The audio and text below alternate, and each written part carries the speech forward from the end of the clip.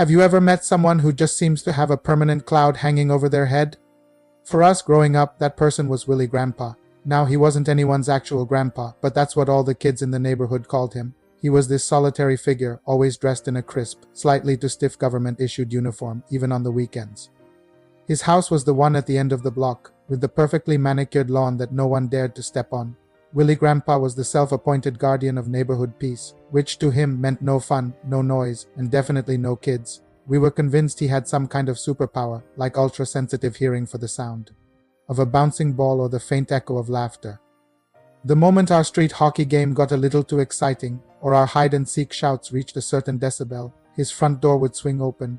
There he'd stand, hands on his hips, his face set in a permanent scowl, and he'd just stare. He never yelled, which was somehow even more intimidating. It was a silent, powerful glare that could stop a dozen kids in their tracks and send us scattering like mice.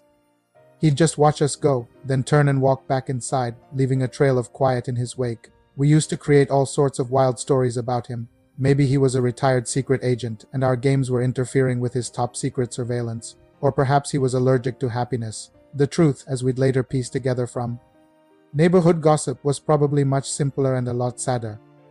Willy Grandpa was alone.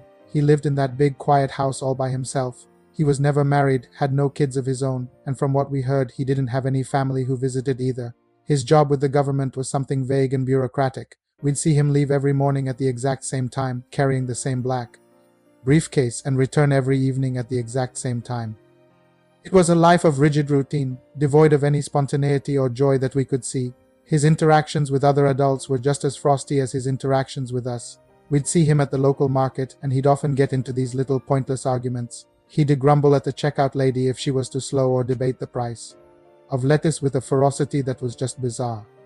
He seemed particularly prone to arguing with women, his voice getting tight and clipped.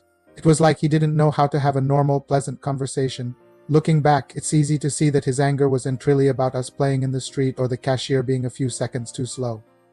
It was a symptom of something much deeper. He was a man steeped in loneliness, and his misery just overflowed onto everyone around him.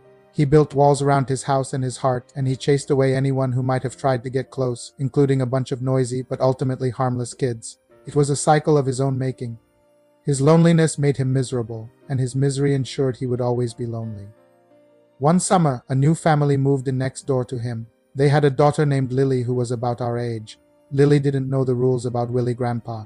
On her first day, she accidentally kicked her bright pink soccer ball right into the middle of his perfect lawn. We all froze, watching from a safe distance, expecting the usual silent wrath. The door opened, and Willy Grandpa came out. Lily, instead of running, just stood there. She looked at him with her big, curious eyes and said, "I'm so sorry, sir. Can I please have my ball back?" He just stared at the ball, then at her. For a moment, we thought he might just confiscate it forever. But then something strange happened. He slowly bent down, picked up the ball, and walked over to her. He didn't smile, not really, but the scowl softened just a tiny bit. He handed her the ball and just said, "Be more careful." It was the most words we'd ever heard him say at once. Lily just beamed at him and said, "Thank you, Willy Grandpa." Before running off, she used the name, but with such genuine sweetness that it sounded different. That small interaction didn't magically transform him. He still chased us away sometimes, but something had shifted. Every now and then, Lily would say hello to him, and he would give a curt nod in return. One afternoon, we saw her leaving a little drawing she made on his doorstep. It was a picture of a smiling sun. We watched from behind a bush as he opened the door, looked down at the paper, and just stood there for a long time before picking it up and taking it inside. We never saw the drawing again, but after that the glares seemed a little less intense. The invisible keep out sign around his property felt a little smaller. It's a powerful lesson, isn't it? The angriest, most difficult people are often the ones who are hurting the most. They're trapped in their own misery, and they don't know how to get out. They push people away because they're afraid, or because it's the only way they know how to interact with the world. It doesn't excuse their behavior, but it does help to understand it. That grumpy old man taught us more about loneliness and compassion than any book ever could. He showed us that sometimes the fortress people build around themselves isn't to keep others out, but to protect a deep and profound sadness within.